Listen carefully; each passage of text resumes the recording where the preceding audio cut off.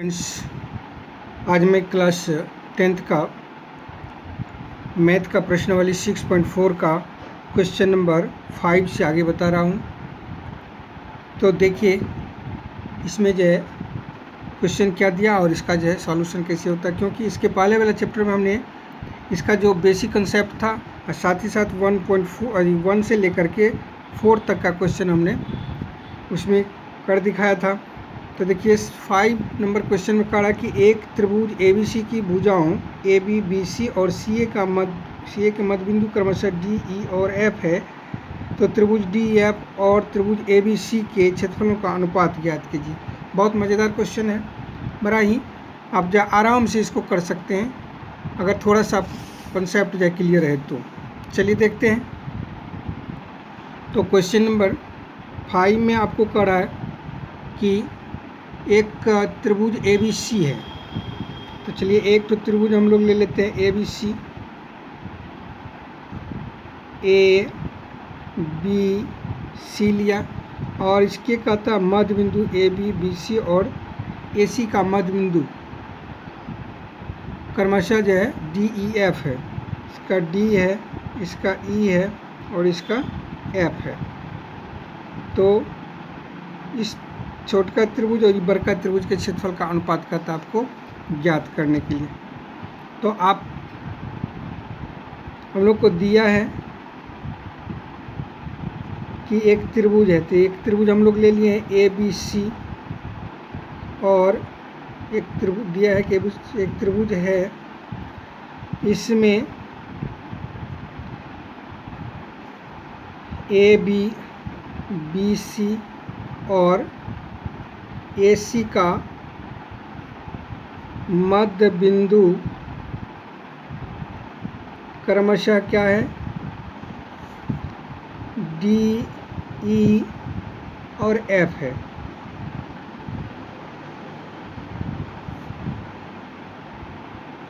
तो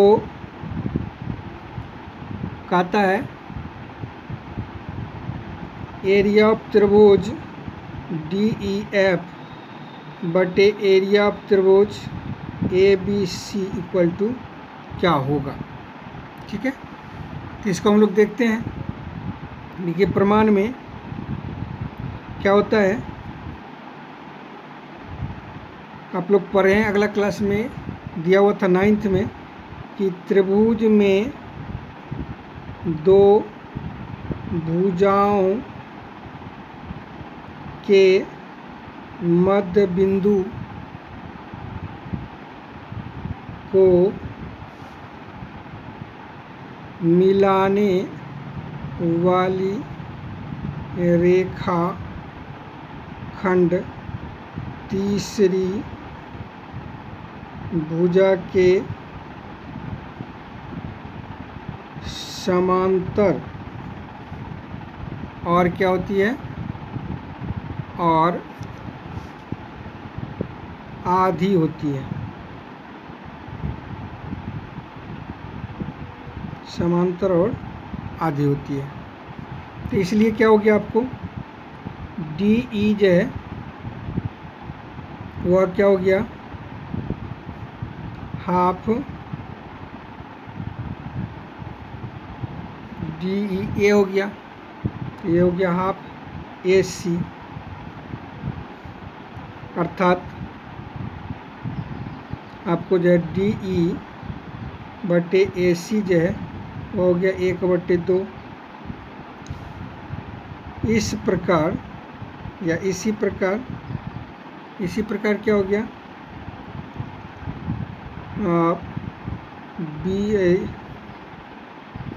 DF बटे BC बराबर EF बटे AB बराबर हो गया आपको 1/2। अतः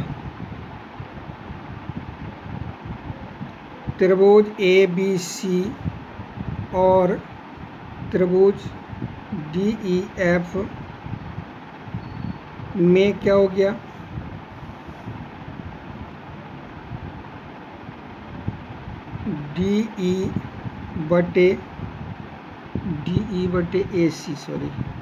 डी/AC बराबर DF/BC बराबर EF/AB बराबर हो गया 1/2। तो 1/2 का मतलब हो गया कि इसका तीनों भुजाओं का जो दोनों त्रिभुज में अनुपात समान है, अतः संगत भुजा समानुपाती है। इसलिए क्या हो गया, त्रिभुज DEF समरूप त्रिभुज किसका हो गया, ABC का। और जब त्रिभुज समरूप हो जाती है तो उसके क्षेत्रफल का अनुपात संगत भुजाओं के, तो एरिया ऑफ त्रिभुज DEF बटे एरिया ऑफ त्रिभुज ABC बराबर हो गया, कोई भी इसमें से ले लीजिए, सब जब समान अनुपात है तो क्या हो गया, DE बटे AD का वर्ग के बराबर नहीं। और इसका जब दिया हुआ आपको 1/2, तो 1/2 का स्क्वायर कर दीजिए, तो 1/2 का मतलब हो गया 1/4, यानी 1:4 हो गया आपका। तो इसमें जो आपको यही आंसर हो गया। तो आप देखें कितना आसानी से ये जो है सॉल्व हो गया। तो देखते हैं अगला हम 6 नंबर का क्वेश्चन है। यह भी मज़ेदार क्वेश्चन, बहुत अच्छा क्वेश्चन है। देखिए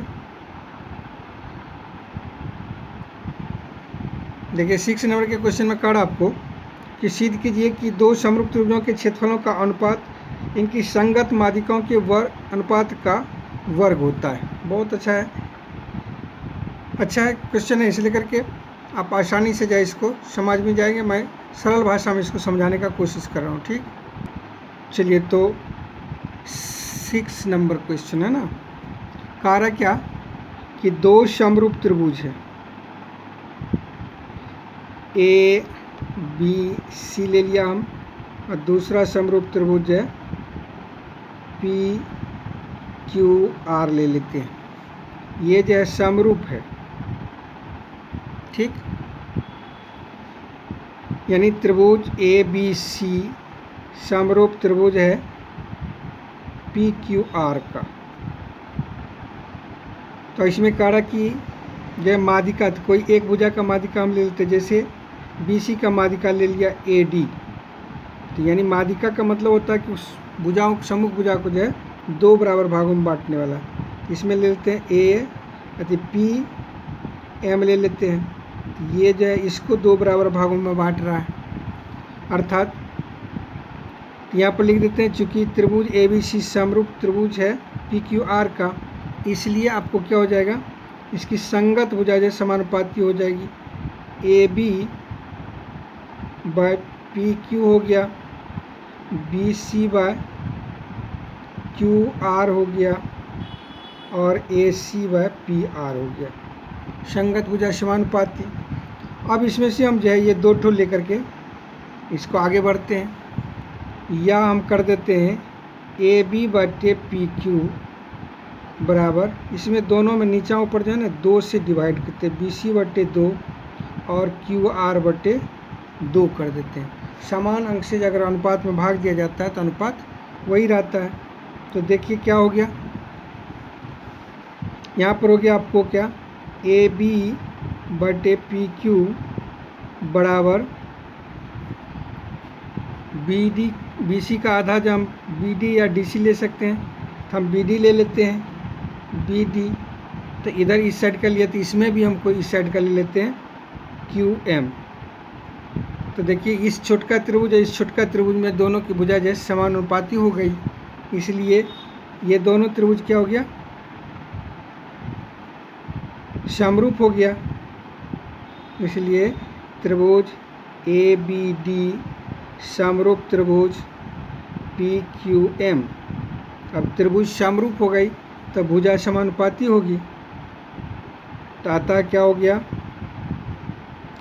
ए बी बाय पी क्यू बराबर बी डी बटे डी क्यू, तो क्यू एम तो है ही, और एक तीसरी भुजा भी आ जाएगी ए डी बटे पी एम।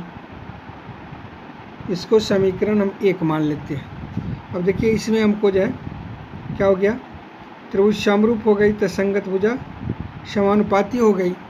अब जो है इसी को हम लेकर के जो है इसको हम सिद्ध कर लेंगे। तो देखिए दोनों त्रिभुज समरूप हो गया है तो संगत भुजा जो है समानुपाती हो गई।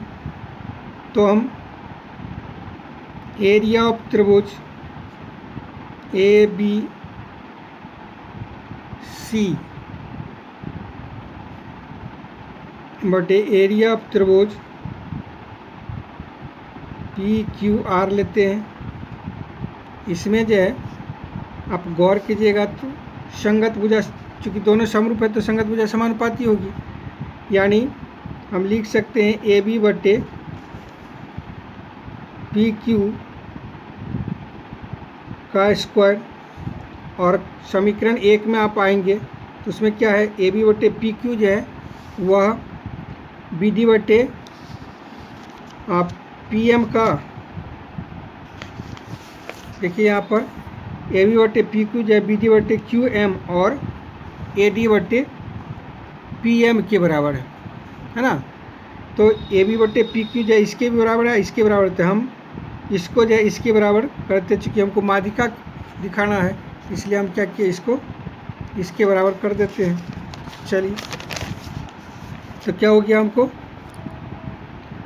एरिया त्रिभुज ए बी सी बटे एरिया त्रिभुज पी क्यू आर बराबर हो गया ए डी बटे ए डी का स्क्वायर बटे पी एम का स्क्वायर। यहाँ पर समीकरण 1 से लिख देते हैं, ठीक है। यही तो हमको प्रूव करना था, इसका स्क्वायर है ना, प्रूव करना था यही।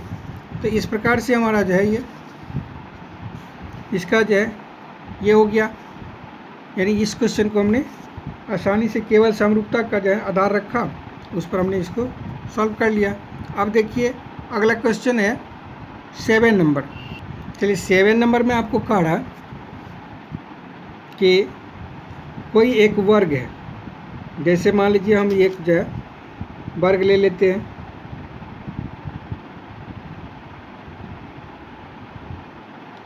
वर्ग की चारों भुजा बराबर होती है, इसमें कोई दिक्कत चलिए नहीं है, तो हमने वर्ग ले लिया।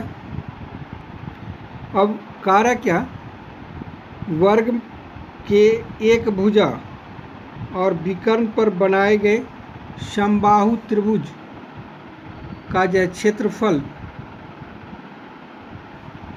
में जो कहता है विकर्ण पर जो बनाया जाता है क्षेत्रफल उसका आधा होता है। तो चलिए इसको जो हम, तो मान लीजिए इस पर आपने एक त्रिभुज बनाया,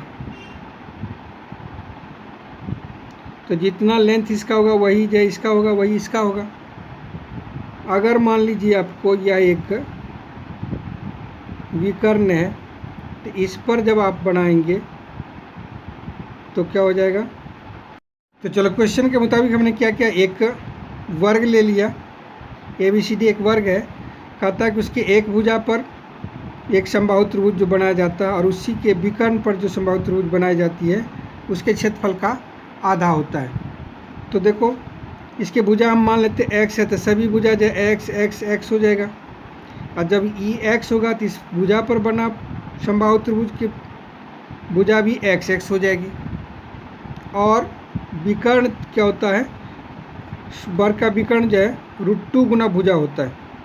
वर्ग का विकर्ण बराबर क्या हो जाता है, √2 गुना भुजा, तो √2 इंटू एक्स हो गया, यानी यह हमारा √2x हुआ, ये भी हमारा √2x हो जाएगा, ये भी √2x हो जाएगा। अब यहाँ पर हम लोग देख रहे हैं क्या कि अगर मान लीजिए इसको हम P कर देते हैं, इसको जो है M कर देते हैं, तो त्रिभुज ABP और त्रिभुज ACM में क्या हो गया, सभी भुजाओं जो है समान अनुपात में आ रही है, यानी AB बाय AC कर देते हैं, PA बाय MA कर देते हैं, और PB बाय CM कर देते हैं। ये सब जब 1/√2 के अनुपात में आ रहा है, इसलिए क्या हो गया, त्रिभुज ABP समरूप त्रिभुज क्या हो गया, ACM। और जब त्रिभुज समरूप होती है तो उसके क्षेत्रफल का अनुपात जो है क्या हो जाता है, तो जैसे एरिया ऑफ त्रिभुज ABP बटे एरिया ऑफ त्रिभुज ACM बराबर हो गया AB बटे AC कर देते हैं, इसका स्क्वायर, और ये जो है क्या है, 1/√2 का स्क्वायर हो गया, यानी 1/2 हो गया। स्क्वायर जब हटाएंगे तो 1 का स्क्वायर 1 हो गया, √2 का स्क्वायर जो है 2 हो गया, यानी आधा हो गया। अर्थात एरिया, इसको जब हम इससे मल्टीप्लाई कर देते हैं तो क्या हो गया कि एरिया ऑफ त्रिभुज ABP बराबर हो गया हाफ एरिया ऑफ त्रिभुज ACM। यही तो प्रूव करना था हमको, ठीक। तो इस प्रकार से यह भी आसानी से हो गया, यानी वर्ग के विकर्ण पर जो त्रिभुज बना है उसका क्षेत्रफल से जो है उसके भुजा पर जो त्रिभुज बना है उसके क्षेत्रफल का आधा हो जाता है, यानी विकर्ण के क्षेत्रफल का जो है ये भुजा के बने अतिभुजा पर बने त्रिभुज का क्षेत्रफल का आधा हो जाता है, नहीं, यानी विकर्ण वाला दुगुना हो जाता है, अब भुजा वाला जो है आधा हो जाता है। इस प्रकार से ये सवाल आपका हो गया। अब है क्वेश्चन नंबर 7। देखिए, कहता कि ABC और BDE दो समबाहु त्रिभुज कह रहा है आपको, ठीक है।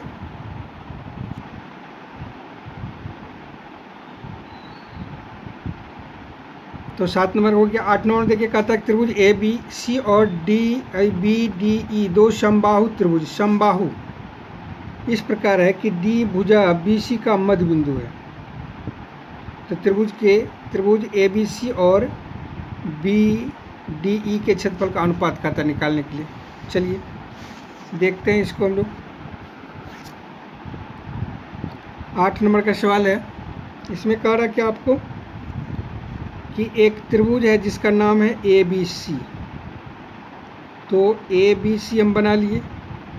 अब BC का मध्य बिंदु D है और कहता है कि DBE मध्य बिंदु है। तो इसमें कह रहा है कि समबाहु त्रिभुज ये भी है। तो इसको अगर हम लोग इस तरह से बनाएं E, तो ये जितनी बड़ी है उतनी बड़ी ये हो जाएगी और उतनी ही बड़ी ये हो जाएगी। और ये त्रिभुज क्या है, इसकी भी सभी भुजा जो है आपस में बराबर है। अर्थात त्रिभुज ABC एक समबाहु त्रिभुज है।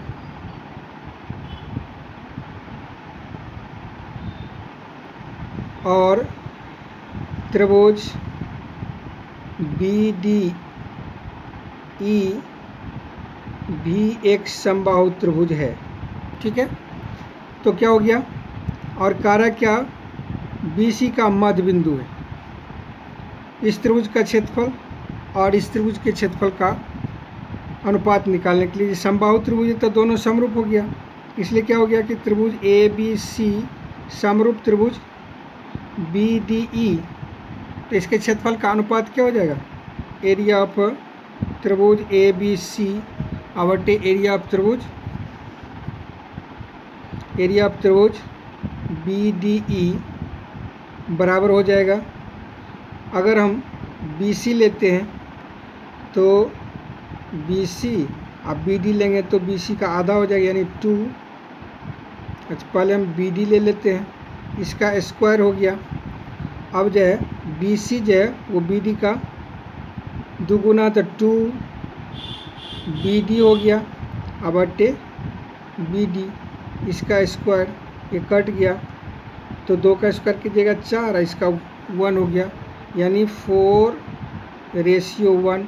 यह जो आपका C में आता है, इसलिए C हो गया इसका आंसर। ठीक है, अब देखिए अगला जो है 9 नंबर में सवाल है आपको। 9 नंबर में कहा रहा है क्या, समरूप त्रिभुज के क्षेत्रफलों की भुजाओं का अनुपात इतना है। भुजाओं का अनुपात इतना है तो कोई भी त्रिभुज, जैसे मान लीजिए हम जो है ABC ले लिया और DEF ले लिया, इसमें जो है AB बटे DE का अनुपात जो है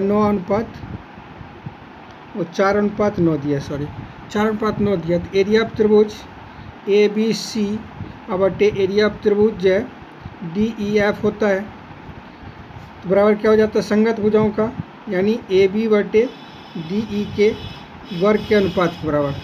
यहाँ पर हो गया 4, यहाँ पर हो गया 9 का अनुपात, 4 चौक 16 अनुपात 9 81, अर्थात 16:81 हो गया आपका D। ये D हो गया इसका आंसर। इस प्रकार से आराम से जो है आप इसको बना सकते हैं, इसमें कहीं से कोई दिक्कत नहीं है।